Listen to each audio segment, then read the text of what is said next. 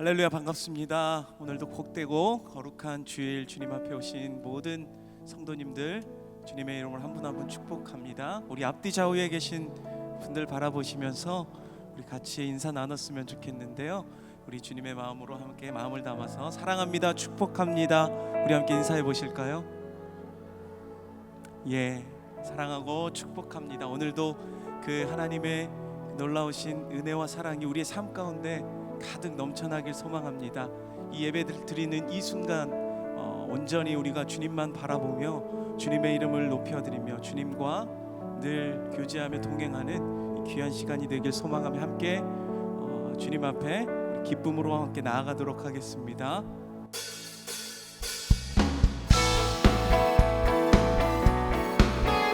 우리 함께 박수치며 주님을 찬양하며 나아갑시다.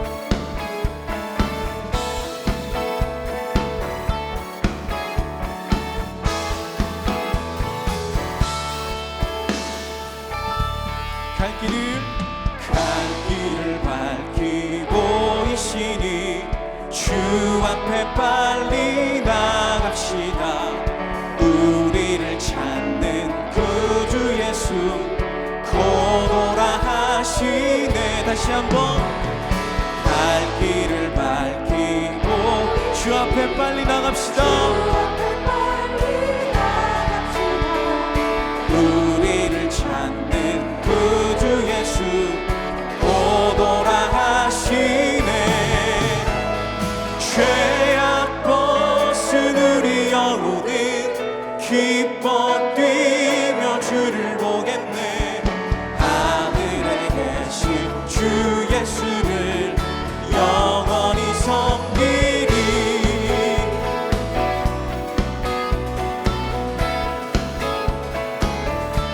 우리를 오라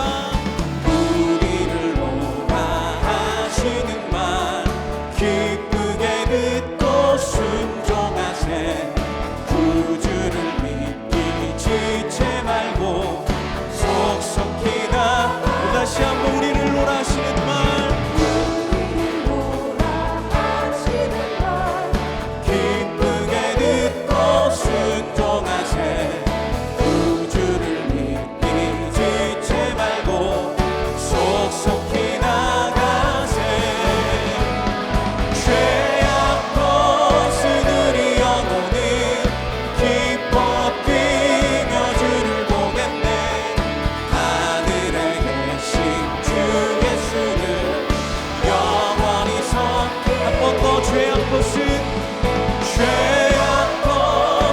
우리 영혼은 기뻐 뛰며 주를 보겠네. 하늘에 계신 주 예수를 영원히 섬기리. 아멘.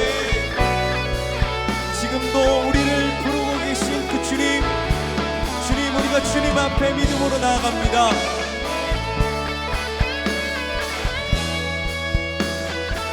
주 오늘 여기 계시오니 다 와서 주의 말씀 듣세. 듣기도 하며 생각하니 참 진리시로다. 죄악 벗은 우리 영혼은 기뻐 뛰며 주를 보겠네. 하늘에 계신 주 예수를 영원히 섬기. 죄악 벗은 우리 영혼은 기뻐 뛰며 주를 보겠네. 하늘에 계신 주 예수를 영원히 내게 강 같은 평화, 내게 강 같은 평화, 내게 강 같은 평화가 넘치네. 내게 강 같은 평화, 내게 강 같은 평화, 내게 강 같은 평화가 넘치네. 내게 샘솟는 기쁨이 주님께서 주님께서 주시는 그 기쁨이 넘칩니다. 샘솟는 기쁨이 넘치네. 내게 샘솟는 기쁨, 내게 샘솟는 기쁨, 내게 샘솟는 기쁨이 넘치네. 내게 바다 같은 사랑이, 바다 같은 사랑, 내게 바다 같은 사랑, 내게 바다 같은 사랑이 넘치네. 할렐루야. 내게 바다 같은 사랑, 바다 같은 사랑, 내게 바다 같은 사랑 넘치네. 할렐루야.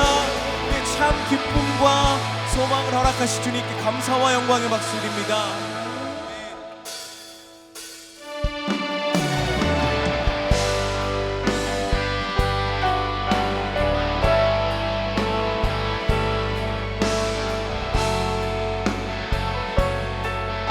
우리를 언제나 사랑하시고 붙드시는 그 주님의 은혜를 의지하며 함께 고백합시다.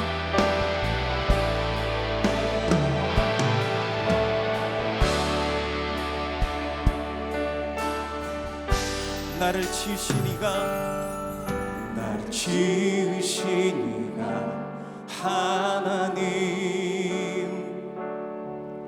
나를 보내신 이가 하나님, 나를 보내신 이도 하나님, 나의 나 된 것은 다 하나님 은혜라. 나의 달려갈 길 다가도록, 나의 마지막 고를 다하도록,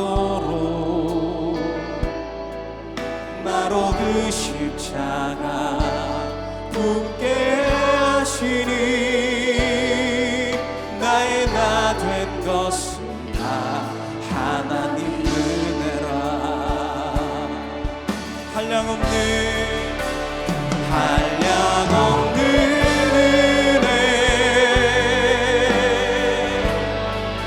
갚을 길 없는 은혜, 내 삶을 애워싸는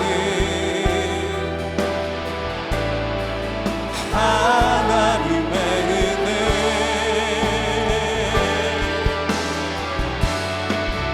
나 주저함 없이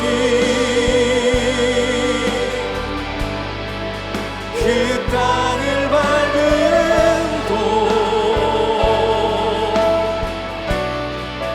나를 붙드시는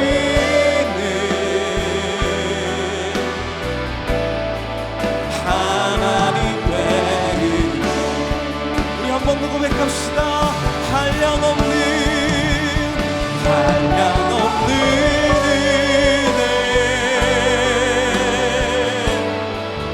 갚을 길 없는 은혜, 내 삶을 애워싸는 하나님의 은혜.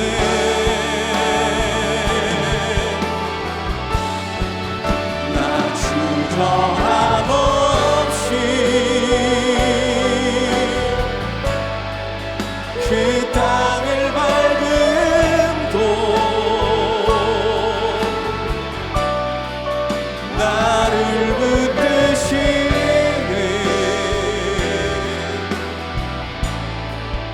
하나님의 은혜. 이 시간 모두 자리에서 일어나셔서 찬양하심으로 주일 예배를 하나님께 드리겠습니다.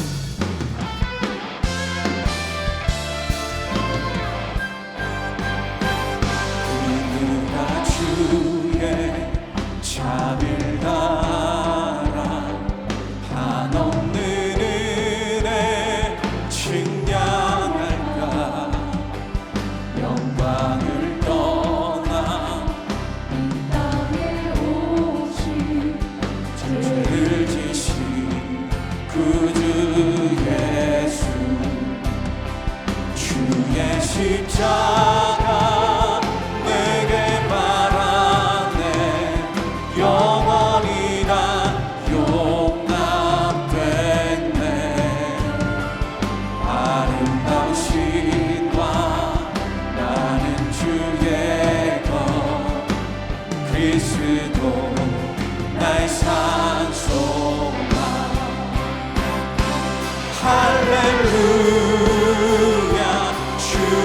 찬양하여라 할렐루야 자유케 하셨도다 죄의 저주 끊으신 주께 구원이 있도다 주 예수 나의 산소만 할렐루야 주를 찬양하여라 할렐루야 자유케 하셨도다 죄의 저주 끊으신 주께 구원이 있도다 주 예수 나의 산소나 그리스도 나의 산소나 당신은 나의 산소나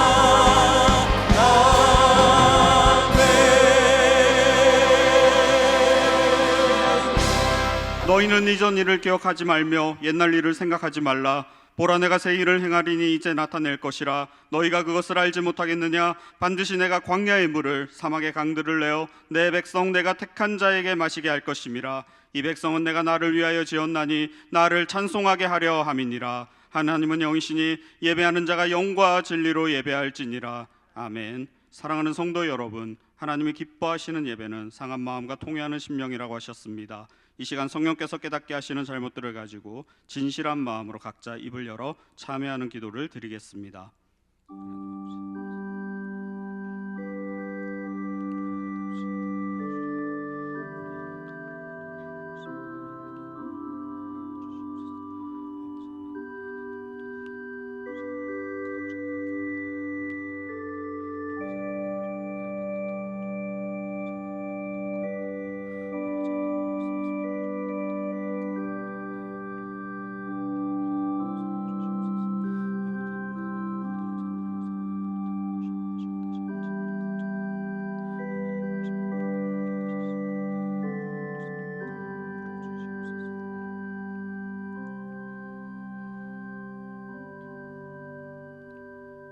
만일 우리가 우리 죄를 자백하면 그는 미쁘시고 의로우사 우리 죄를 사하시며 우리를 모든 불의에서 깨끗하게 하실 것이요 사랑의 주님, 이 놀라운 용서의 은총을 허락하신 것을 감사합니다. 이제는 우리가 법 아래 있지 아니하고 은혜 아래 있기 때문에 더 이상 죄가 우리를 주관치 못하는 줄 믿습니다. 이 시간 우리를 다시 한번 성령으로 강건케 하시고 충만케 하여 주옵소서. 예수님의 이름으로 기도합니다. 아멘. 사도신경으로 신앙을 고백하겠습니다. 나는 전능하신 아버지 하나님 천지의 창조주를 믿습니다. 나는 그의 유일하신 아들 우리 주 예수 그리스도를 믿습니다. 그는 성령으로 잉태되어 동정녀 마리아에게서 나시고 본디오 빌라도에게 고난을 받아 십자가에 못 박혀 죽으시고 장사된 지 사흘 만에 죽은 자 가운데서 다시 살아나셨으며 하늘에 오르시어 전능하신 아버지 하나님 우편에 앉아 계시다가 거기로부터 살아있는 자와 죽은 자를 심판하러 오십니다. 나는 성령을 믿으며 거룩한 공교회와 성도의 교제와 죄를 용서받는 것과 몸의 부활과 영생을 믿습니다. 아멘. 자리에 앉으셔서 찬송하시겠습니다.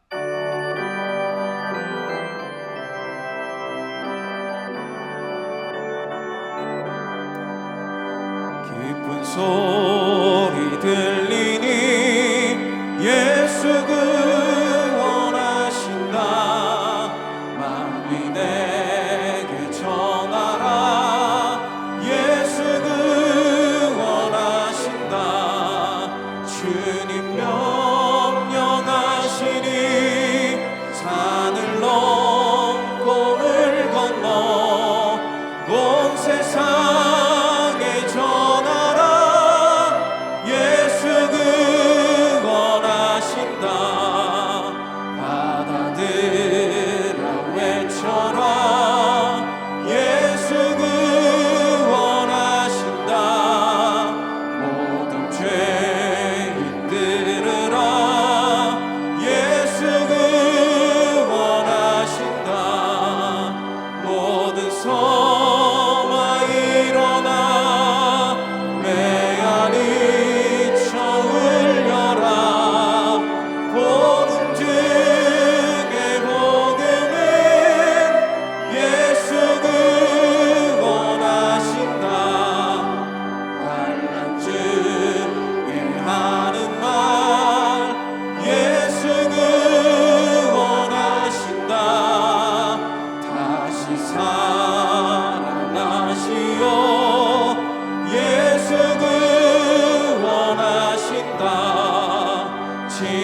죄로 인하여 슬픈 마음이 있어도 숨질 때에 내 할 말 예수 원하신다.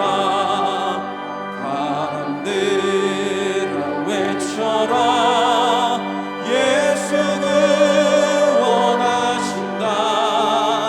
기뻐하라 나라들. 예수 원하신다. 구원하는 복음을 산과 들에 전하라. 우리들의 승전가 예수 원하신다. 우리를 구원하시고 자녀 삼아 주시기를 기뻐하시는 하나님 아버지, 복되고 거룩한 날 구별하시어 함께 예배드리게 하시니 감사합니다.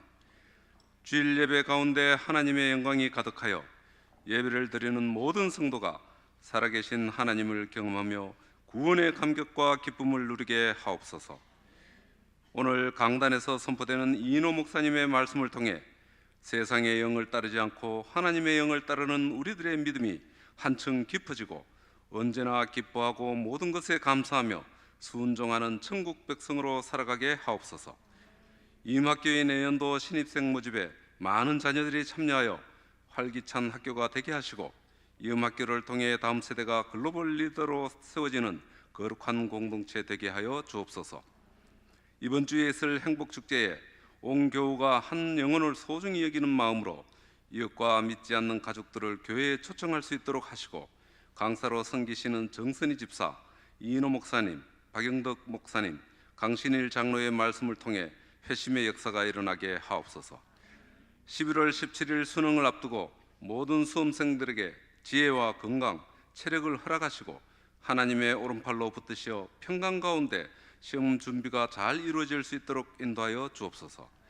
언제나 가장 좋은 것으로 주시는 하나님, 우리 성도님들의 각 가정을 날마다 지키시고 보호하시며 간절한 기도 제목들에 응답하여 주옵소서. 질병과 환난, 경제적인 문제 등 모든 어려움들을 해결하여 주시고 상처와 아픔을 주님의 손길로 치료하여 주옵소서. 특별히 최근 발생한 이태원 압사 사고로 많은 젊은이들이 희생되고 그 주변 사람들과 가족들이 큰 아픔 가운데 있습니다. 하나님의 손길로 저들의 마음을 위로하시고 치유하시며 우리 사회의 안타까운 안전사고가 반복되지 않도록 도와주시옵소서. 영적 지도자로 세우신 이인호 목사님의 사역에 복음의 열정과 생명의 역사가 끊이지 않게 하옵시고 특별히 건강을 지켜주시며 그 가정과 자녀들을 형통하게 하옵소서. 곳곳에서 예배를 섬기시는 손길들과 찬양으로 영광 올려드리는 찬양팀 임마누엘 찬양대 찬양을 흠량하여 주옵소서. 내주하시며 굽어 살피시고 도우시는 예수 그리스도 이름으로 기도드렸사옵나이다. 아멘.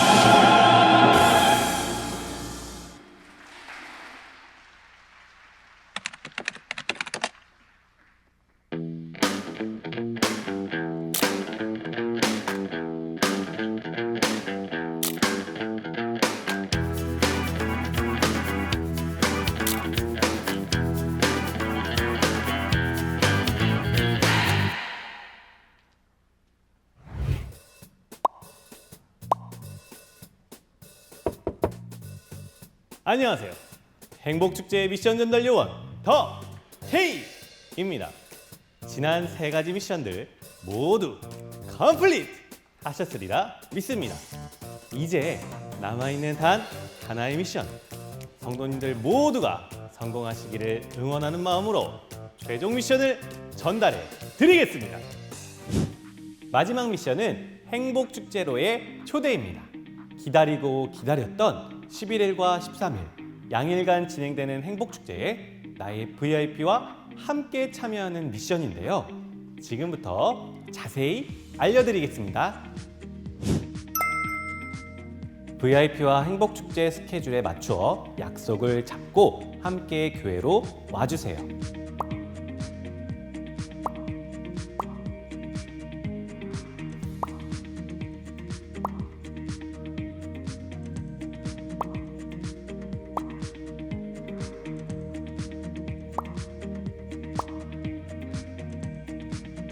(1) 1층 로비에 있는 행복축제 안내 데스크로 가서 등록을 하신 후에 VIP를 위한 준비된 선물을 받습니다. 1층 로비에는 멋진 포토존이 준비되어 있답니다. 소중한 이 순간을 아름답게 기억할 수 있도록 VIP와 함께 스마일! 그리고 예배 5분 전까지 본당에 입장하시면 미션 컴플리트! 이제 한 주밖에 남지 않았군요. 남은 시간 동안 VIP의 마음이 열리고 교회로 발걸음을 옮길 수 있도록 끝까지 기도하며 힘을 내주시길 소망합니다. 요원 도안. 나 지금 촬영 중인데? 알았어. 얼른 갈게, 얼른 갈게. 저도 얼른 가봐야겠군요. 그럼 다음 주 행복축제를 기대하며 우리 모두 미션 컴플리트!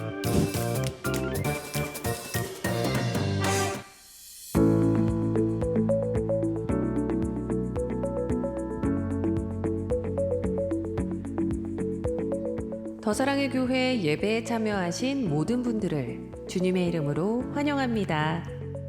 새로 오신 분은 예배가 끝난 직후 3층 새가족실에 오셔서 등록해 주시면 감사하겠습니다. 홈페이지를 통해 온라인으로도 새가족 등록을 하실 수 있습니다. 또한 주일학교와 훈련, 목양, 봉사에 대한 자세한 교회 생활 안내는 홈페이지를 이용해 주시기 바랍니다. 오늘 새가족반 강의는 3과입니다.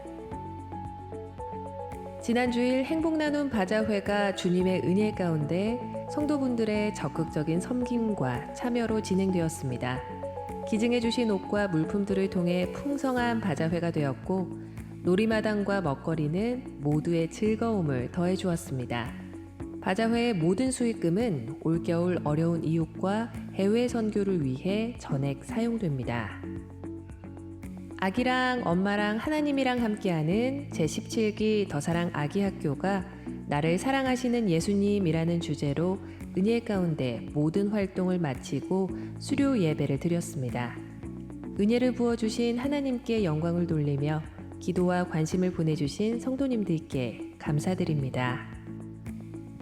오늘 드리는 비전 헌금은 이음센터를 위한 한평 헌금으로 드립니다.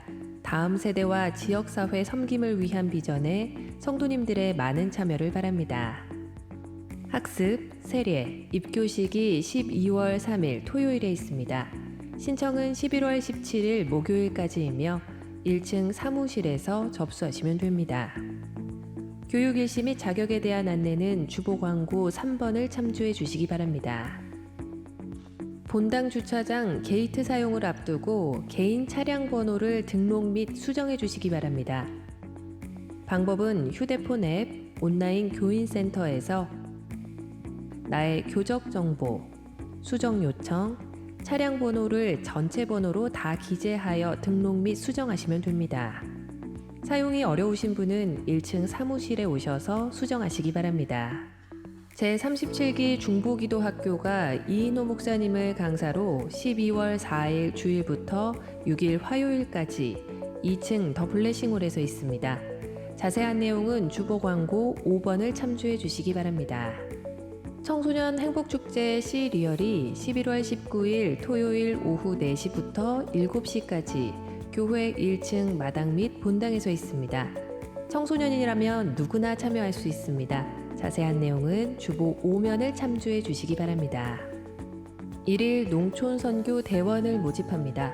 11월 19일 토요일이며 장소는 전북 고창 용교교회입니다.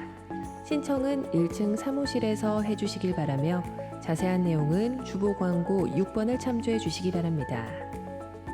행복축제 VIP 초청, 행복나눔 바자회 보고, 겨울 단기 선교 모집 마감, 의료 선교회 정기 모임, 이음학교 입학, 상담실 가을 이벤트, 교역자 및 교우 동정은 주보를 참조해 주시기 바랍니다.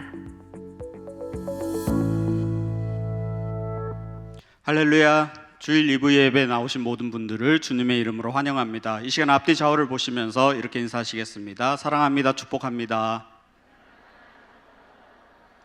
오늘 주일 예배 처음 오신 분들을 주님의 이름으로 환영합니다. 교회 등록과 안내받기를 원하시는 분들은 예배 후에 3층 로비에 있는 새가족 등록실로 오시면 필요한 도움과 안내를 받으실 수 있습니다. 드디어 이번 주 금요일 주일 행복축제가 있습니다. 금요일 오전 10시에는 개그우먼 정선희 집사님, 그리고 주일 1부부터 4부까지는 이인호 목사님, 오후 예배는 박영덕 목사님, 그리고 주일 저녁 5시 30분에는 영화배우 강신일 장로님께서 귀한 말씀 전해주십니다. VIP 분들 모두 데려와 주시고요. 아울러서 우리 성도님들도 연합다락방으로 본당에서 모입니다. 많이 참석해 주시기를 바랍니다. 아울러 우리 VIP들에게 드릴 수 있는 선물을 전도 물품으로 1부, 2부, 3부 예배 후에 1층 로비에서 판매하고 있습니다. 많이 이용해 주시기를 바라고요. 특별히 다음 주일은 우리 더사랑교회 성도님들께서 VIP를 최우선으로 배려하는 사역에 동참해 주셨으면 감사하겠습니다. 그래서 가급적 혹여라도 VIP를 못 데려오시는 분들은 여유가 있는 1부와 4부 예배 참석을 해주시기를 부탁드리고요. 아울러 주차는 제4주차장 스마트 법조 프라자 주차장을 이용해 주시면 VIP들이 좀 더 편안하게 그리고 전도에 큰 도움이 될 것 같습니다. 헌신에 적극 동참해 주시기를 바랍니다. 오늘 우리에게 주시는 하나님 말씀은 신약성경 로마서 1장 14절에서 17절까지의 말씀입니다. 신약성경 로마서 1장 14절에서 17절까지의 말씀을 저와 여러분이 교독하겠습니다. 헬라인이나 야만인이나 지혜 있는 자나 어리석은 자에게 다 내가 빚진 자라. 그러므로 나는 할 수 있는 대로 로마에 있는 너희에게도 복음 전하기를 원하노라. 내가 복음을 부끄러워하지 아니하노니 이 복음은 모든 믿는 자에게 구원을 주시는 하나님의 능력이 됨이라. 먼저는 유대인에게요 그리고 헬라인에게로다.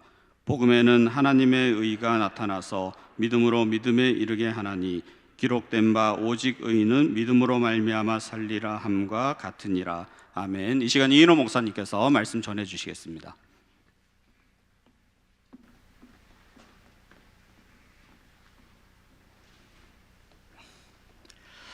할렐루야. 예배 오신 모든 분들을 환영합니다. 축복합니다. 가정에서 예배하시는 모든 분들을 축복합니다. 이제 행복축제를 한 주 앞에 두고 있는데요. 우리만 열심히 준비하는 것이 아니고 우리 다음 세대들도 행복축제를 굉장히 열심히 준비하고 있습니다. 깜짝 놀란 것은 우리 주일학교 아이들 출석하는 주일학교 아이들은 작년부에 비해서 한 4분의 1 정도 되는 인원인데요. 그런데 이 아이들이 작정한 VIP가 우리 작년들이 작정한 VIP와 거의 맞먹습니다. 무려 1000명이나 작정을 했어요. 진짜 너무 기특하지 않아요? 너무너무 대단합니다. 우리 저 이음센터에서 주일학교가 무슨 일을 하고 있는지 저도 모르겠어요. 정말 어마어마합니다. 그리고 또 청소년들은 또 뭐 에이핑크나 이런 또 연예인들을 어떻게 섭외를 해가지고 또 이곳에서 그 다음 주 토요일에 또 전도 집회를 한다고 그래요. 너무나도 기대가 되고 우리 장년들도 분발해야 될 줄로 믿습니다. 네. 아멘입니까? 네.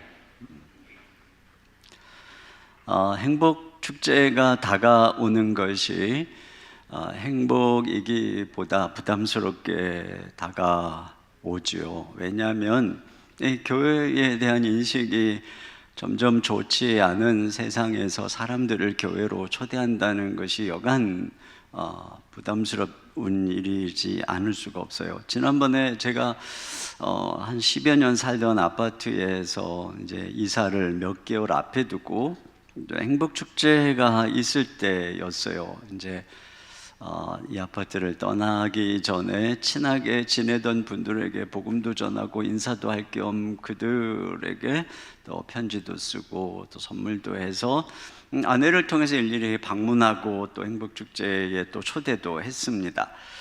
근데 뜻밖에도 늘 친절하게 인사하던 한 가정이 선물과 편지를 가져간 아내를 무슨 잡상인이라도 대하듯이 대하고 아내가 엄청 마음에 상처를 받고 돌아오는 일이 있었어요.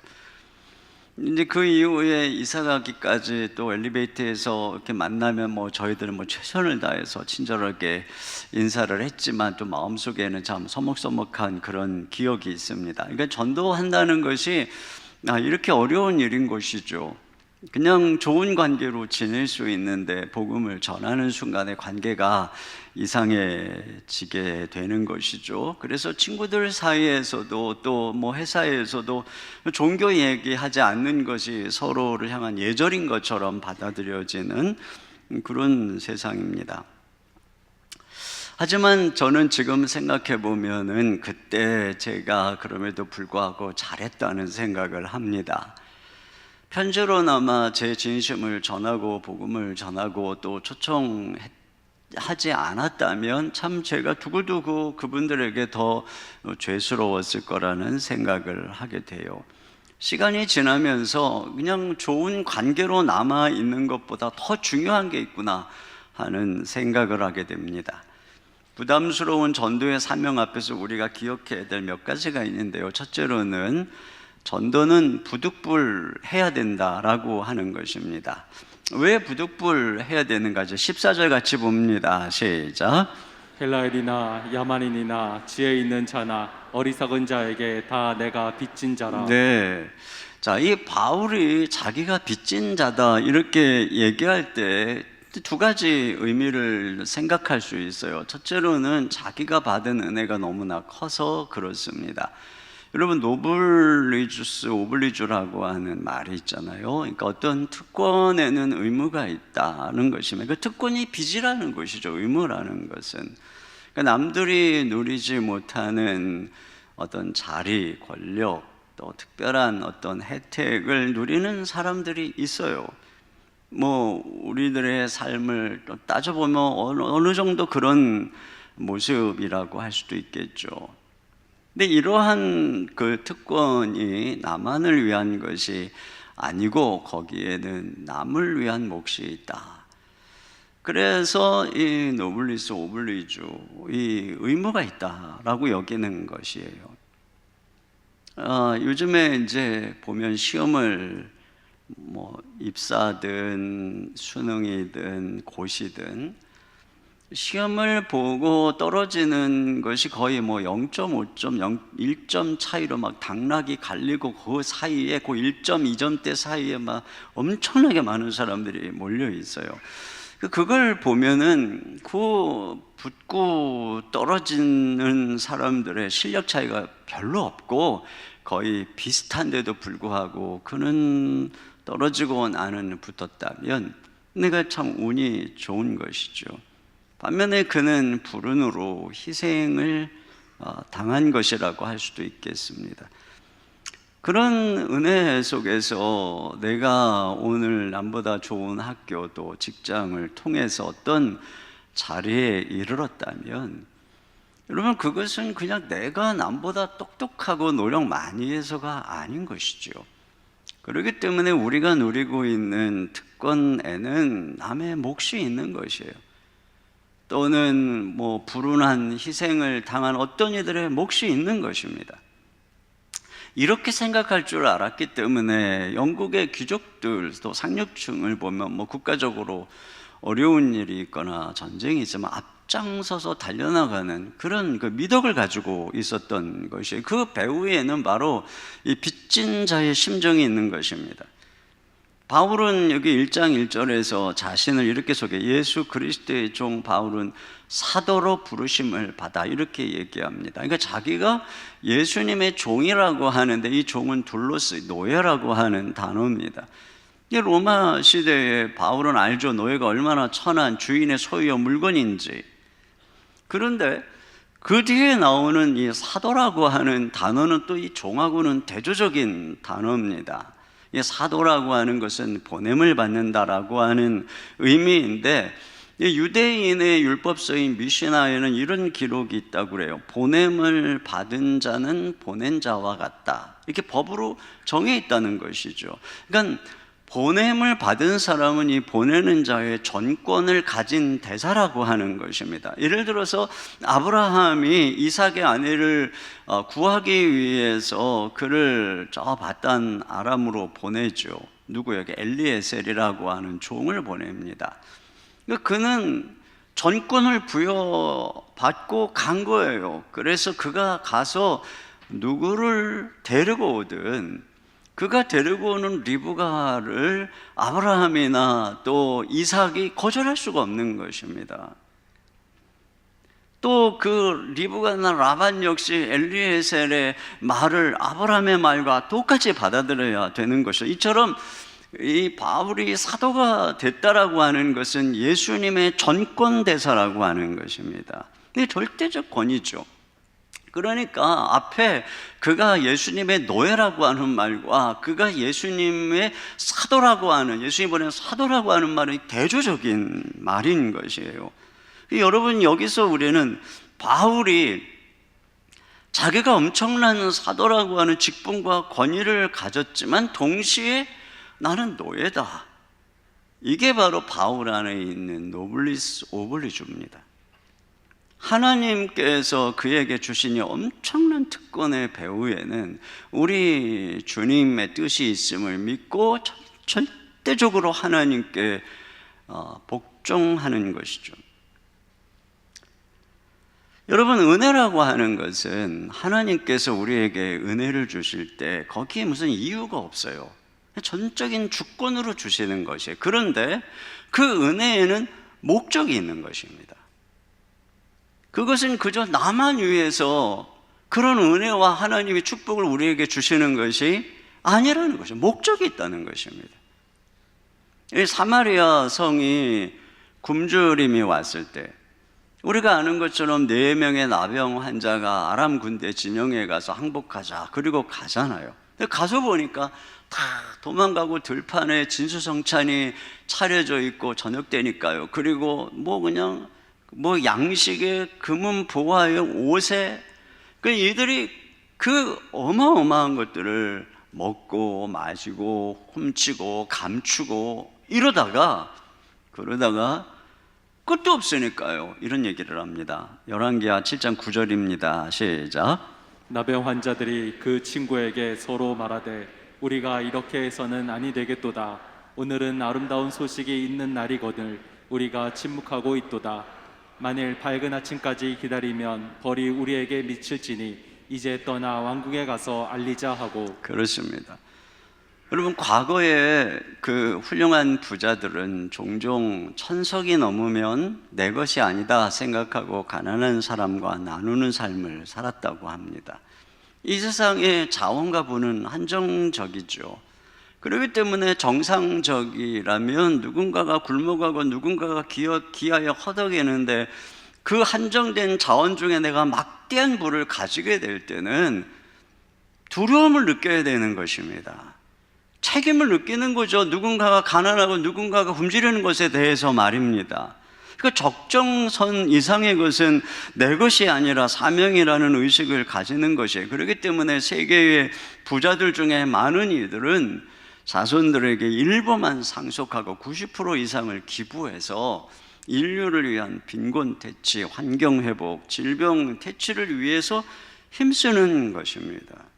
이게 바로 이 빚진 자의 의식인 것이죠. 여러분, 이 나병 환자들이 지금 그런 인식을 하고 있는 것이에요. 여기 침묵한다라고 하는 것을 NIV 성경은 자기들만 위해서 간직하고 있는 것이 옳지 않다, 이렇게 지금 말하고 있는 것이. 여러분, 우리가 침묵한다는 것은 우리만 알겠다, 이런 행동에 대해서 벌을 받을 것이다, 이렇게 이야기하는 것이에요. 그러니까 전하지 않으면 안 된다는 일종의 이 두려움을 느끼고 있는 것입니다. 여러분, 마찬가지죠. 이 세상이 영적으로 굶주려 있는 상황입니다. 그냥 아예 복음을 몰라요. 그런데 우리는 다 와서 영적으로 누리고 또 뭐 부족해가지고 또 뭐 더 달라고 그러고 또 뭐 이 교회 와서 또 뭐 하다가 뭐 또 만족스럽지 않으면 또 저 교회 와서 또 뭐 와서 뭐 어떤 분들은 교회를 쇼핑하듯이 아주 그냥 이 교회 수료 저 교회 수료 이걸 자랑하고 다니는 분들도 있더라고요.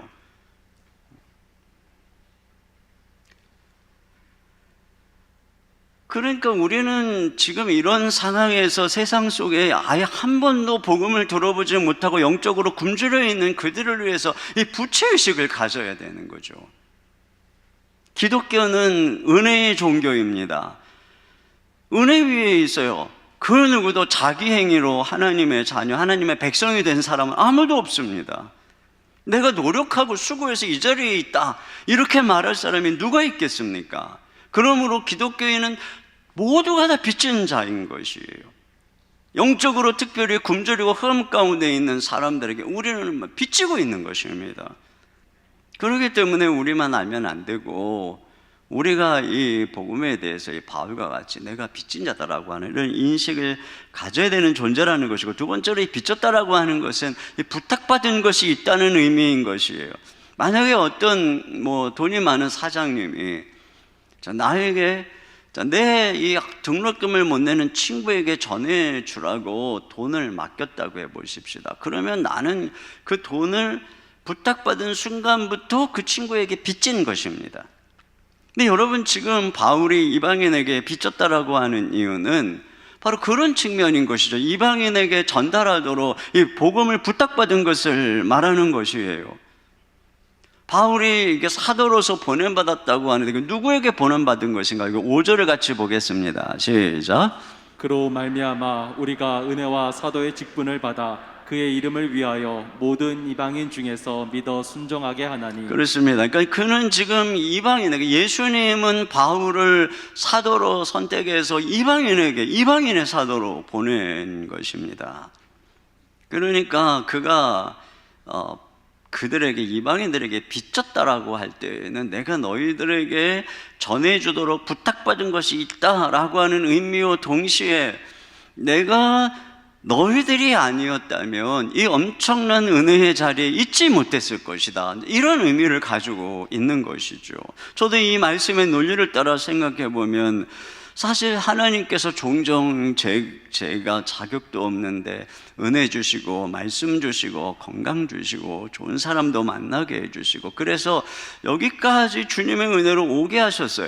근데 그 이유가 뭘까 하고 생각해 보면 그건 저를 위한 것이 아니라 제가 말씀을 전해야 되는 성도들을 위해서, 그러니까 그들을 위해서 주님이 저에게 은혜를 주시고 은사를 주시고 또 건강을 주시고 이런 것이죠. 그러니까 만약에 그분들이 없다면, 여러분이 없다면 저는 그런 은혜를 누리지 못할 사람이기 때문에, 그러면서 저는 여러분들에게 빚진 존재다, 이렇게 말할 수 있는 것이죠. 그러니까 바울은 그렇게 빚진 자로서 뭐라고 그러냐면 고린도전서 9장 16절 상반절입니다. 시작. 내가 복음을 전할지라도 자랑할 것이 없음은 내가 부득불 할 일입니다. 네, 부득불 할 일입니다. 그러니까 이게 마음이 내키지 않아도 때때로는 마지 못해서라도 해야 될 일이다, 이렇게 말하고 있는 것이에요. 그게 복음 전도라고 하는 것입니다. 그걸 우리가 맡겼기 때문에 말이죠. 여러분, 이 빚이라고 하는 것은 갚기 싫어도 갚아야 되죠. 내가 그 빚을 갚지 않으면 담보로 제공한 집 재산이 날아가고 신용 불량자가 되지 않겠습니까? 그러니까 갚기 싫어도 허리띠를 졸라매고 억지로라도 빚을 갚는 거예요. 근데 복음 전도가 이어갔다라고 하는 것입니다. 근데 내가 이 빚을, 이 복음 전도의 빚을 갚지 않으면 어떻게 되느냐?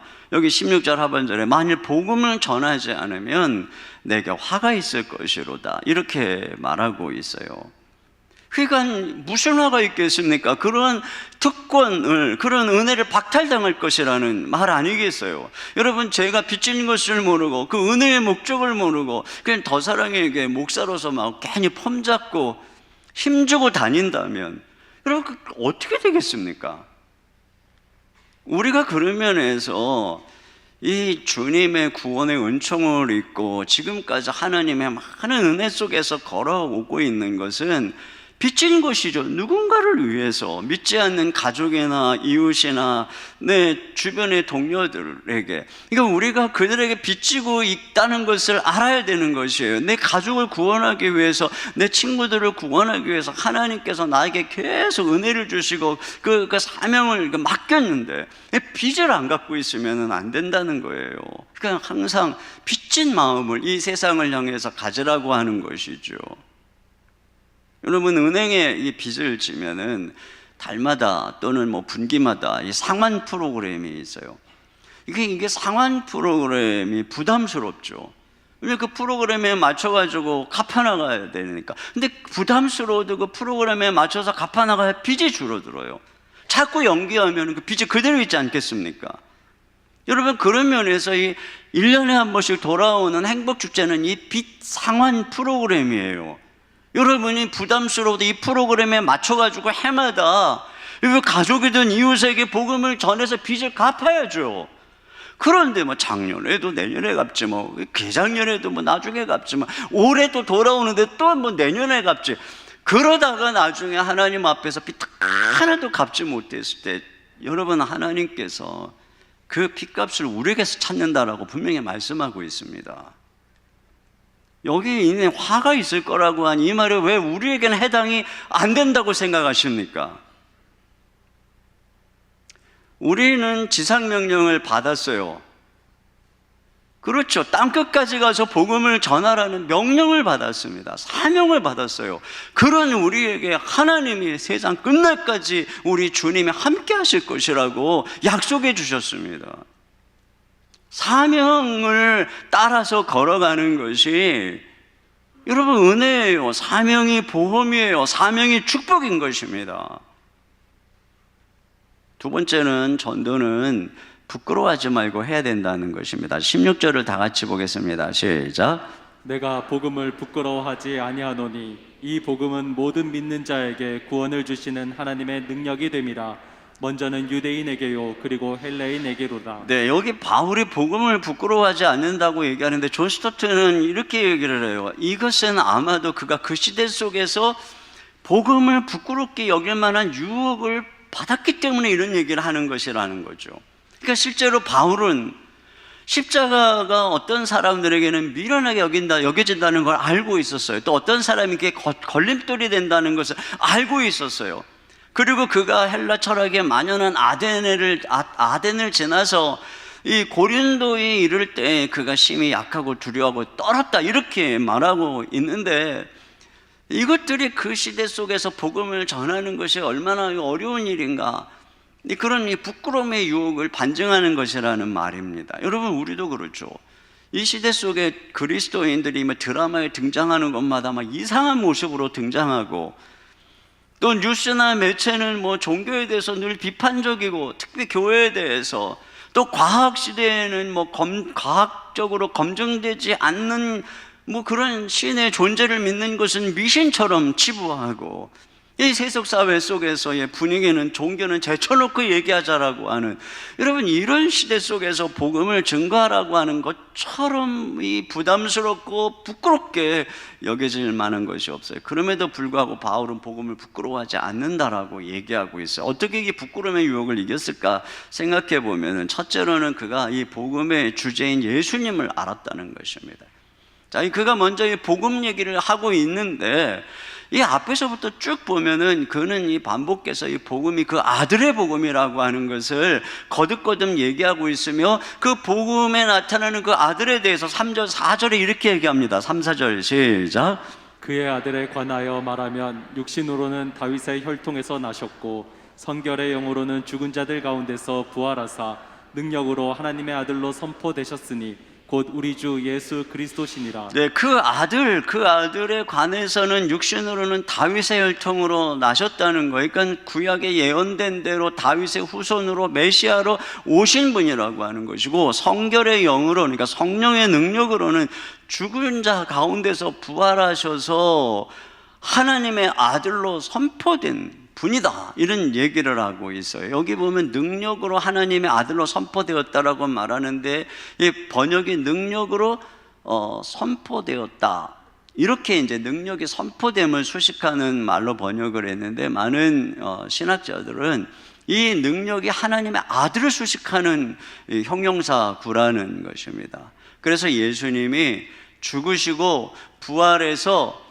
능력이 있는, 권세가 있는 하나님의 아들로 선포됐다는 것이에요. 그러니까 다시 말하면 예수님이 누구시냐?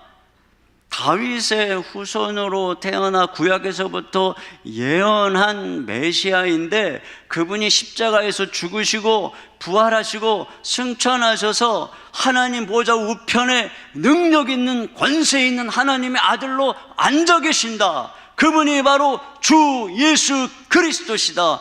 예수님은 바로 우리의 주요 그리스도시다. 이것이 바로 복음의 내용이라고 말하고 있어요. 여러분, 저는 이 바울의 로마서를 시작하면서 하는 선언이 중요하다고 생각합니다. 우리가 이제 뭐 살펴본 바지만, 바울은 로마서에서 복음의 교리를 자세히 얘기합니다. 예수님의 죽으심의 의미, 부활의 의미, 이신칭의의 교리, 연합의 교리, 성화의 교리, 양자의 교리, 성령님의 내주하심의 교리, 또 성도의 견인에 대해서 막 얘기하고 있습니다. 근데 이러한 복음의 교리를 이야기하기 전에 바울은 이 복음이 바로 하나님의 아들에 대한 것이다, 이걸 얘기하고 있는 거예요. 여러분, 우리가 교리를 말하다가 지금 우리가 누구에 대해서 말하는 것이지? 이걸 잊어버릴 수가 있어요.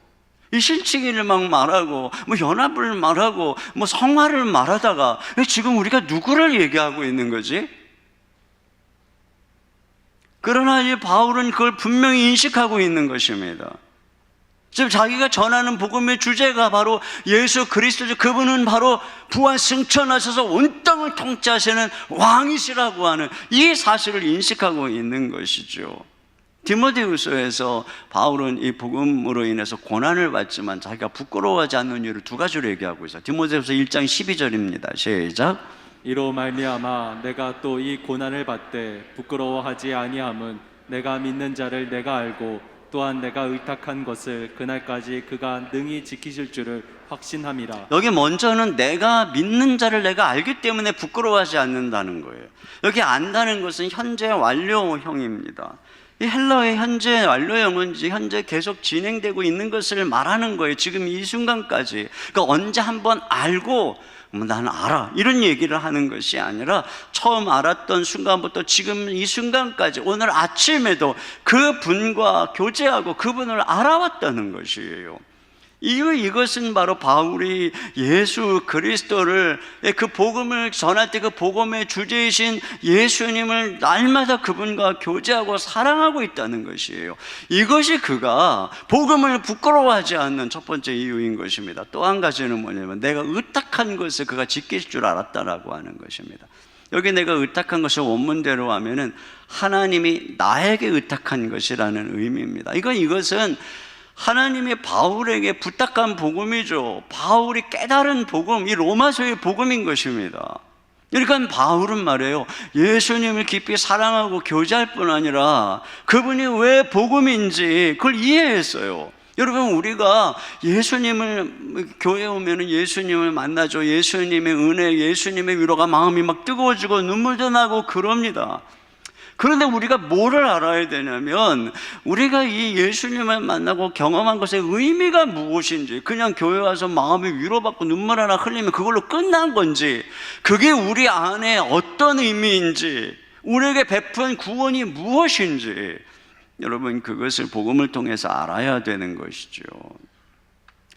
여러분, 우리는 이 두 가지 균형을 갖춰야 되는 것이에요. 예수님을 사랑하고 또 교제함과 동시에 우리가 그 복음을 통해서 우리가 만나고 경험한 게 무엇인지, 얼마나 엄청난 것인지 알아야 되는 것이죠. 또 반대로 성경을 통해서, 복음의 교리를 통해서 주님이 하신 일들이 얼마나 놀라운 것이고 복음이 무엇인지를 알아야 되지만, 동시에 그 복음의 주제에 되신 예수님과 날마다 교제하고 주님을 사랑하고 그분을 잊어버리면 안 되는 것입니다. 근데 많은 신학자들이, 또 신학생들이 신학을 한다고 그러면서, 성경을 공부한다고 하면서, 복음을 공부한다고 그러면서 정작 그 복음의 주제가 되시는 예수님이 잊어버리고 예수님을 믿지 않는 이런 일들이 종종 벌어지고 있어요. 우리도 그럴 수 있는 것입니다. 그러면 결국 부끄러워하게 되는 것이에요. 이 두 가지 균형을 가져야 되는 것입니다. 또 한 가지는 뭐냐면, 그는 이 복음의 주제이신 예수님을 알았을 뿐 아니라 이 복음이 모든 믿는 자에게 구원을 주시는 능력임을 알았다라고 말하고 있어요.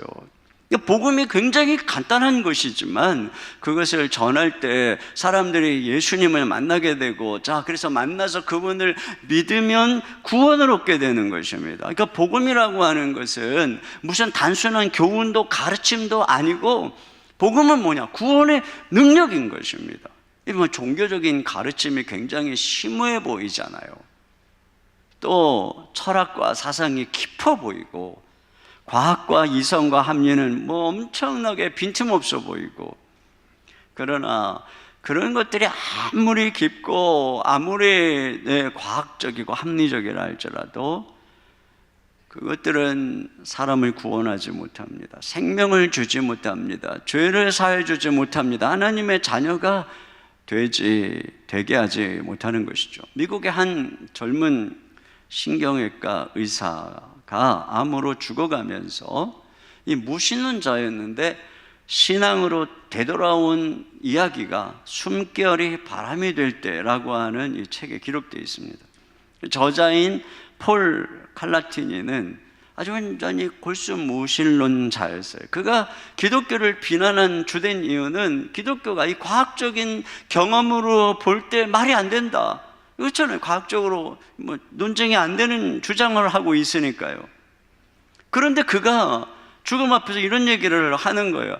매사에 과학적인 증거를 들이대고 모든 것을 과학적으로 설명해야만 인정할 수 있다면, 이 세상에서 사라져야 할 것은 신만이 아니라 사랑과 미움과 어떤 고귀한 의미까지도 다 증발되고 만다.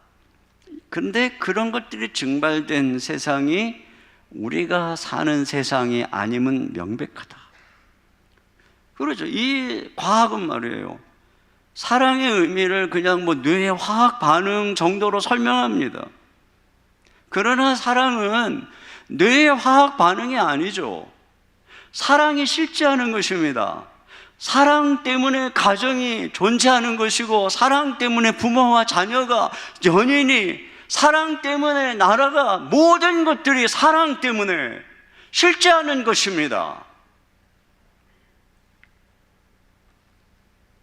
그런데 과학은 그 사랑을 실제라고 주장할 수 없어요. 그냥 화학 반응인 것이죠. 그는 이런 얘기를 합니다. 희망, 사랑, 아름다움, 명예, 고난, 덕을 비롯한 인생의 핵심 요소에는 과학 지식이 적용될 수 없다. 그래서 그는 결국 죽음 앞에서 하나님만 믿게 된 것이 아니라 희생, 구원, 용서 등 이 기독교의 핵심 복음의 교리를 믿게 됐다는 것입니다. 이게 훨씬 더 설득력이 있더라. 그렇죠? 여러분, 신이 증명되지 않는다고 제쳐놓고 이 세상에서 이성과 합리화와 과학으로 온갖 얘기를 해봐야 거기에는 진정한 구원도 용서도 없어요. 어디에 있습니까? 예수 그리스도의 십자가의 복음, 우리를 위해서 죽으시고 부활하신 예수 그리스도, 그분 안에 참된 용서와 죄사함이 있고 생명이 있고 구원이 있는 것이죠. 이게 능력인 것입니다. 바울이 그걸 알았어요. 철학자니 하는 사람들이 어마어마하게 멋있는 얘기를 하지만 다 공허한 얘기이고, 뭐 때때로 유익한 얘기도 있긴 합니다만, 그러나 진정으로 우리에게 구원을 가져오는 것은 바로 이 십자가의 복음이라고 하는 것이죠. 이 우리 전도폭발 훈련을 받으신 어느 순장님이 이제 제자반하고 사역반에 들어오면 이제 사역훈련의 한 과정으로서 전도폭발 훈련을 하는 게 너무나 이제 부담이 됐던 거예요. 그런데 이제 뭐 해야 된다고 하니까 울며 겨자 먹기로 이제 들어간 것입니다. 근데 그렇게 전도폭발 1단계는 주로 이제 훈련자를 따라다니면서 옆에서 이제 보고 배우고 하는 과정들이 이제 대부분이잖아요. 그걸 보면서 마음속에 이 복음이 정말 능력이 있구나 하는 것들을 이제 깨우쳐 가게 된 것이죠. 그러다 보니까 이제 이 복음의 은혜를 알아가게 되었는데 2단계를 들어가지 않고 멈춘다는 게 아까운 생각이 들어가지고 이분이 2단계도 들어가고 3단계까지 이제 수료를 하셨어요. 이 과정에서 이제 이분이 이제 가서 직접 복음을 전한 얘기인데요. 어느 날 누구에게 복음 전할까 하다가 셋째 동서가 생각이 나서 전화를 했더니 기꺼이 복음을 듣겠다고 해서 복음을 제시했더니 그가 영접 기도까지 따라하더라는 것입니다. 그 다음에 또 누구에게 복음 전할까 하다가 치매를 앓고 계신 친정 엄마에게 이 7년 동안 내 자매가 어머니 구원을 위해서 기도하고 있었던 차였는데 그런 마음을 주셔가지고 줌으로, 이 코로나 기간이니까 줌으로 복음을 전했는데 어머니가 끝까지 듣고 영접 기도를 하셨다는 거예요. 근데 그 복음 전하는 걸 옆에서 듣고 있던 언니가 큰 은혜를 받아가지고 자신의 시어머니에게도 복음을 전해줬으면 좋겠다 그래가지고 또 복음을 전해서 시어머니도 구원을 받고, 둘째 동서의 큰 딸이 불면증을 겪고 있었던 딸아 그 조카를 위해서 복음을 전하겠다는 생각이 들어서 얘기했더니 또 흔쾌히 또 복음을 제시할 수 있는 기회가 주어져서 또 그도 복음을 듣고 예수님을 이렇게 온 가족이 그냥 복음을 전했더니 이렇게 예수님을 믿고 마음의 평강과 기쁨을 얻게 되고 이런 일들이 벌어졌다는 것이에요. 얼마나 간단한 것입니까? 무슨 뭐 어마어마한 철학을 가지고 무슨 과외를 했습니까? 교육을 시켰습니까? 그러니까 복음이 믿는 자에게 구원을 주시는 하나님의 능력이라는 사실을 알게 되면 1단계로 안 끝나는 거예요. 2단계, 3단계를 하면서 이게 부끄러워하지 않는 이런 일들을 행하게 된다는 것입니다. 세 번째로 전도는 내 자신의 자격 유무에 상관없이 해야 된다는 것이에요. 17절입니다. 시작. 복음에는 하나님의 의가 나타나서 믿음으로 나게 하나니 기록된 바 오직 의인은 믿음으로 말미암아 살리라 함과 같으니라. 네, 복음에는 하나님의 의가 나타났다 이렇게 얘기할 때 이 하나님의 의는 우리가 이제 노력해서 도달해야 될 의가 아니라 우리가 노력해서 도달 못하는 걸 아시고 하나님이 선물로 주신 의, 우리가 그걸 예수님을 통해 믿고 덧입어서 선물로 받는 의가 이 복음에 나타난 하나님의 의예요. 그러니까 복음이라고 하는 것은 뭐냐면은 우리더러 야 너 이렇게 살고 저렇게 살아라 그러면은 너 구원받는다 라고 하는 것이 아니라 복음은 하나님께서 우리에게 베풀어 주신 이 선물, 하나님의 의인 선물에 대한 소식인 것입니다. 그러니까 종교와 복음의 차이가 어디에 있어요? 복음은 가르침이, 종교는 가르침이죠. 근데 복음은 소식인 것입니다. 종교는 우리더러 너 이렇게 저렇게 해야, 이렇게 살아야 구원받아 하나님이 너를 축복해 이렇게 가르치는 충고예요. 네가 도덕적으로 선하게 살아가면 신이 너를 받아줄 거야 이렇게 가르치는 것입니다.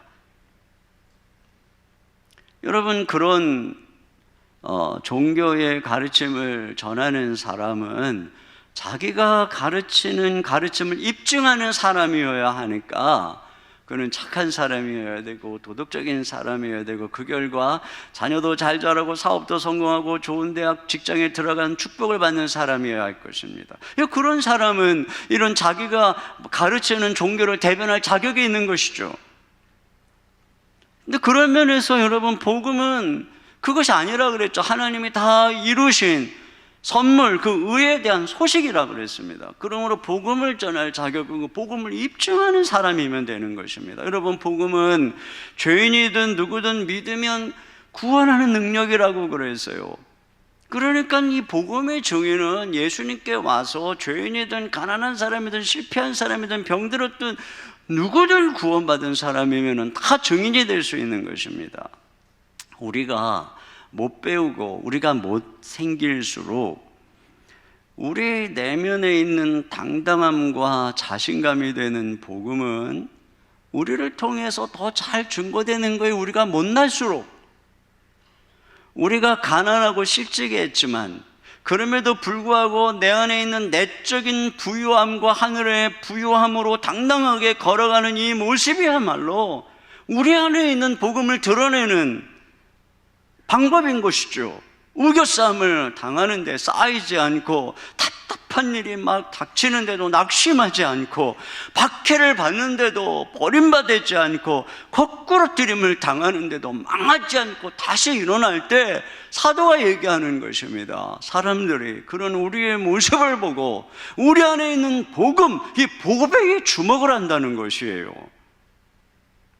만약에 우리가 나는 뭐 연약하고 실직하고 뭐 그래서 복음을 전할 수 없습니다. 여러분, 그렇게 얘기한다면 그분은 아직 복음을 경험하지 못한 것일 뿐입니다. 제가 주변에 보면은 참 삶이 평안해 보이고 온유하고 열심히 섬기는 분들이 계세요. 그렇지만 다가가서 얘기를 해보면 얼마나 힘든 일이 많은 줄 몰라요. 도대체 그렇게 하면서도 어떻게 그렇게 열심히 주를 섬기고 늘 만나면 기뻐하고 다른 사람들을 섬기고 온화한 그런 모습으로 살아갈 수 있는가? 여러분, 한번 보세요. 우리 주변에 열심으로 섬기는 사람들이 다 삶이 평안해가지고 그렇게 섬기는 것인가? 아니에요.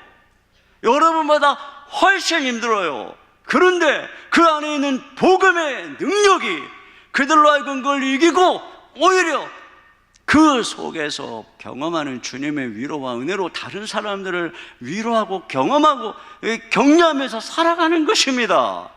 근데 복음의 능력을 모르는 사람들은 요만큼만 어려우면 그냥 세상의 모든 짐은 자기가 다 진 줄 아는 것이죠.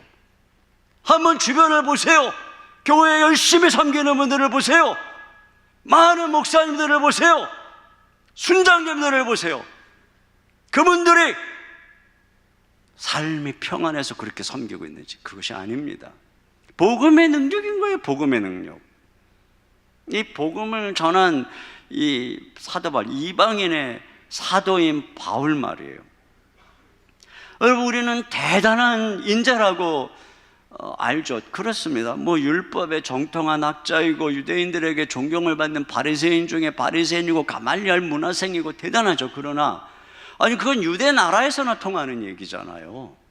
이방 땅에 율법에 정통한 학자라는 게 바리새인 중에 바리새인이라는 게 그게 무슨 의미가 있겠습니까?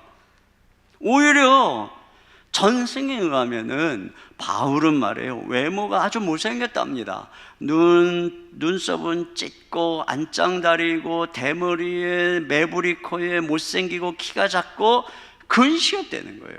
눈도 잘 안 보이고 무엇보다 결정적인 것은 말을 잘 못했답니다.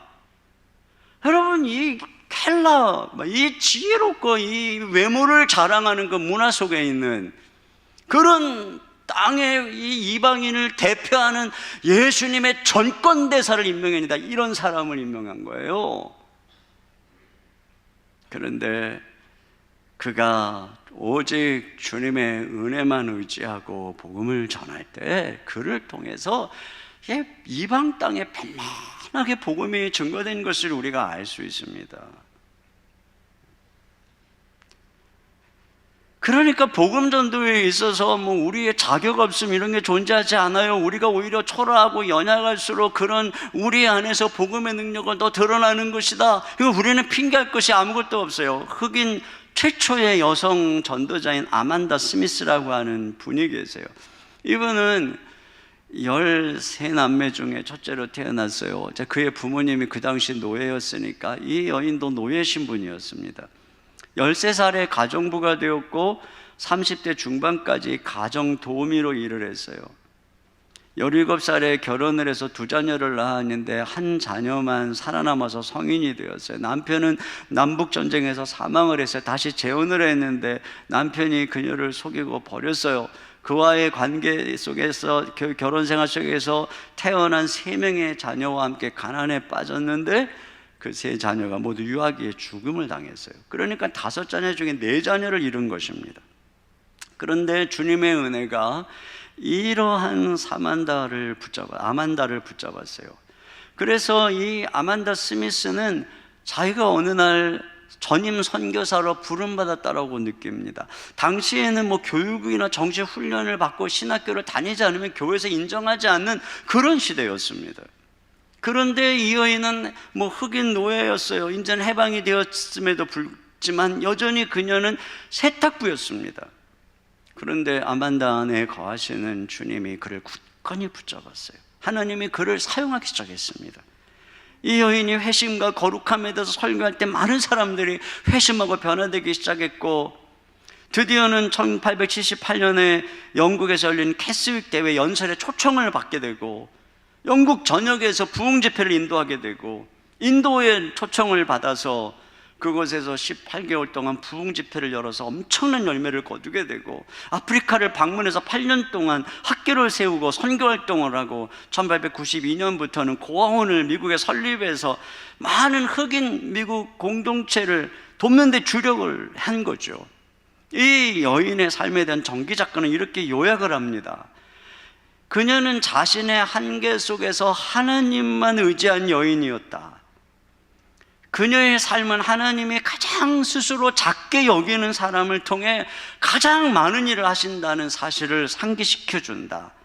그녀는 가장 힘든 순간에도 다른 사람을 비난하거나 불평하거나 하지 않고 오직 그 안에 넘치는 하나님의 은혜를 드러내고 흑인과 백인 사이의 장벽을 무너뜨리는 다리가 되고 복음을 전했다. 이런 얘기를 합니다. 여러분이 아만다 스미스라고 하는 여인이 이런 일을 할 수 있다면 도대체 우리가 핑계할 게 뭐가 있겠습니까? 여러분, 우리는 빚진 자예요. 부득불 전해야 됩니다. 부끄러워하지 말고 전해야 됩니다. 우리 상황을 핑계하지 말고 전해야 합니다. 사실 지금 몇 주째 제가 이렇게 이제 복음 전도에 대한 설교를 하게 되는데요. 아마 부담스러운 분들이 많으실 거예요. 그냥 교회만 가면 계속 행복축제 복음 전도하라는 이 메시지만 계속 하니까 말이죠. 제가 하나님께서 이 코로나19를 지나면서 제 마음속에 주신 생각들이 여러 가지가 있어요. 그 중에 한 가지가 뭐냐면, 지금 한국교회가 성장기를 지나서 쇠락기로 접어들었다는 거예요. 어떤 분은 그런 얘기를 하더라고요. 이제는 한국교회는 성장의 시대를 추모해야 될 때가 왔다, 이런 얘기를 하더라고요. 너무 그런 얘기 들으면 가슴이 아파요. 급격하게 사람들이 교회를 떠나고 이제 이 복음의 문이 닫혀가고 있다라고 하는 그런 시대예요. 우리 교회는 부흥하고 있다고, 여러분 그게 얼마나 가겠어요? 그 우리에게 책임이 있는 것입니다. 예전에는 어떻다 할지라도 좀 상황이 바뀌었어요. 코로나 이후에 상황이 바뀐 거예요. 지난주에도 말했지만 이미 30%가 이미 다 전국에 다 교회 안 나와요. 그들이 어떻게 믿음에서 떨어질지 아무도 몰라요.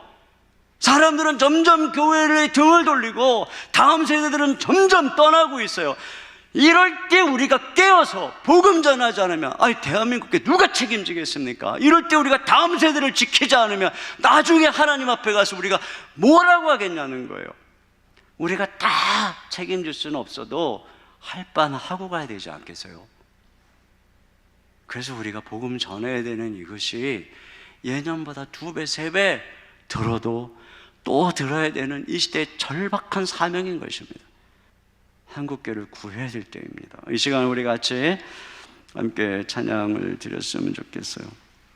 우리가 받은 은혜를 생각하면서 우리 같이 찬양 드리도록 하겠습니다. 나를 지으시니가 하나님, 나를 부르시니까 하나님, 나의 나된 것은 하나님 은혜다라고 하는 고백을 가지고 우리 찬양하며 나가도록 하겠습니다.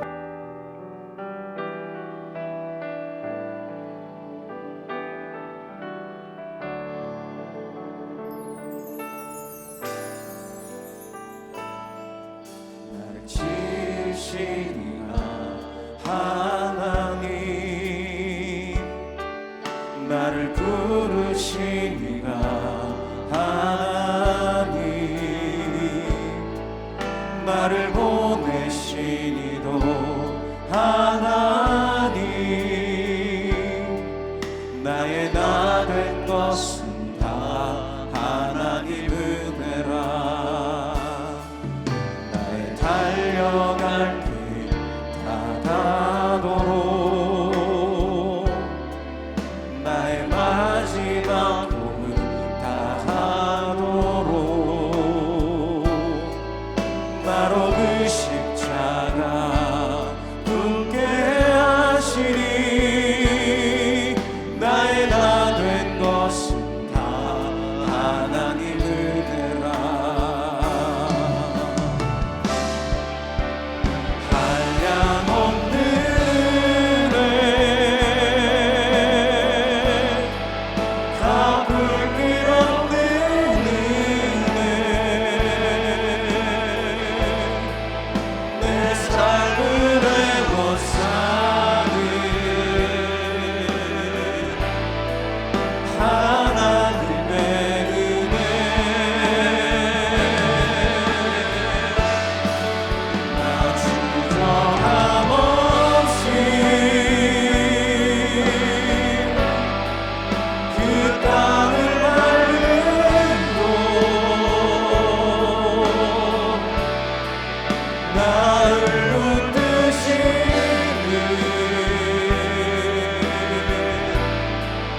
하나님의 한량없는 은혜,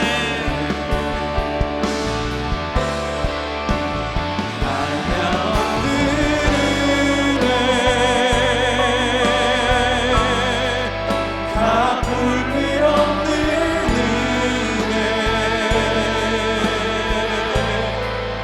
내 삶을 애워싸는 하나님의 은혜.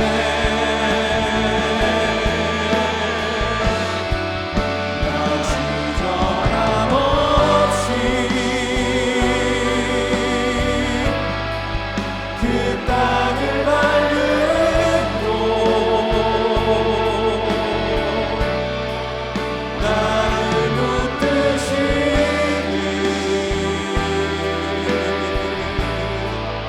하나님의 은혜. 우리 시간에 같이 한 목소리로 기도 제목 읽고 같이 기도하도록 하겠습니다. 함께 기도 제목 읽습니다. 우리가 하나님의 크신 은혜에 빚진 자이며 복음 증거를 위해 부름받은 일꾼임을 기억하며 부담스러워도 복음을 전하게 하소서. 예수님과 복음을 더 알아가며 주님과 풍성한 교제를 나눔으로 복음을 부끄러워하지 말고 담대하게 전하게 하소서. 복음은 하나님이 연약한 우리를 위해 이루신 은혜의 소식이라는 것을 기억하며 자랑하며 전하게 하소서. 이번 주에 시작되는 행복 축제에 복음을 꼭 들어야 할 VIP를 믿음을 가지고 적극적으로 초대하게 하소서. 우리가 초대할 때 그들이 마음이 열려서 주님 앞에 나와 복음 듣고 믿을 수 있게 해달라고 아울러 함께 우리의 말씀을 생각하면서 한 목소리로 기도하겠습니다. 하나님 아버지, 참으로 감사합니다. 아버지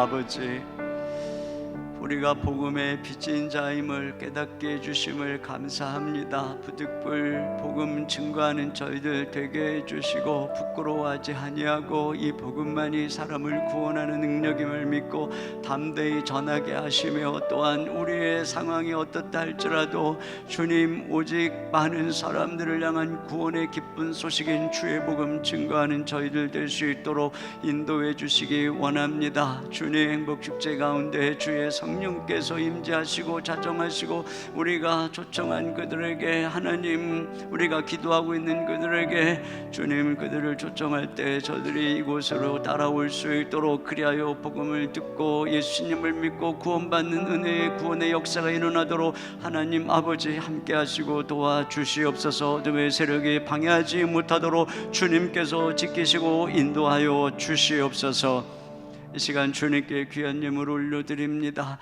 주님 다음 세대를 위하여 드립니다. 하나님의 나라와 영광을 위하여 귀한 예물 드립니다. 이 예물이 다음 세대를 살리고 죽어가는 영혼들을 구원하며 이 어둠 속에 주님의 뜻을 행하는 데 귀하게 쓰여지도록 하나님께서 축복하여 주시옵소서. 귀한 것을 구별하여 드리는 가정가정에 하나님의 은혜를 더해 주시고, 힘들고 어려운 이때에 하나님 피할 길을 열어주시고 돕는 손길을 열어주시고 저들의 간구와 기도에 귀를 기울이시고 응답하여 주시옵소서. 60년간 가정들 찾아가셔서 만지시고 병을 고쳐주시고 일으켜 세워 주시옵소서. 마음의 상처, 우울증, 모든 고민 근심에서부터 저들을 아버지 일으켜 세워 주시고 치료하여 주시옵소서. 우리의 사랑하는 자녀들 시험을 앞에 두고 있습니다. 수능을 앞에 두는 아들 딸들에게 하나님이 건강 주시고 지혜 주시고 평안한 마음 주시고, 하나님 저들이 열심으로 공부할 때 집중력 있게 이 귀한 남은 시간 보낼 수 있도록 은혜를 더하여 주시옵소서. 우리 주 예수님의 이름으로 감사하고 기도하옵나이다. 아멘. 우리 하나님께 준비하신 헌금을 드리겠습니다.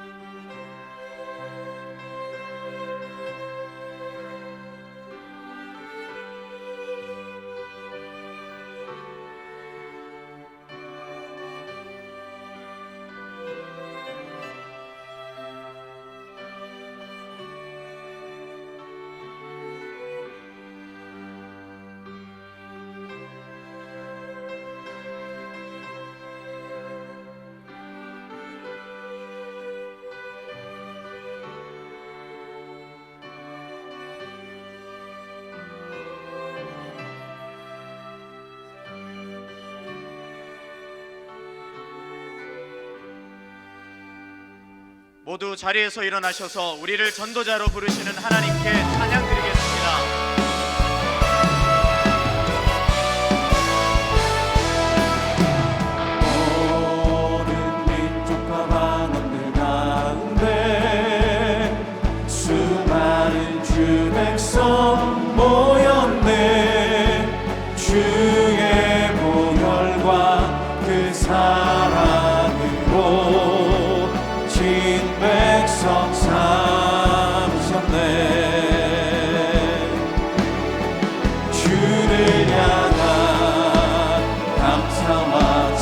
찬양하리라.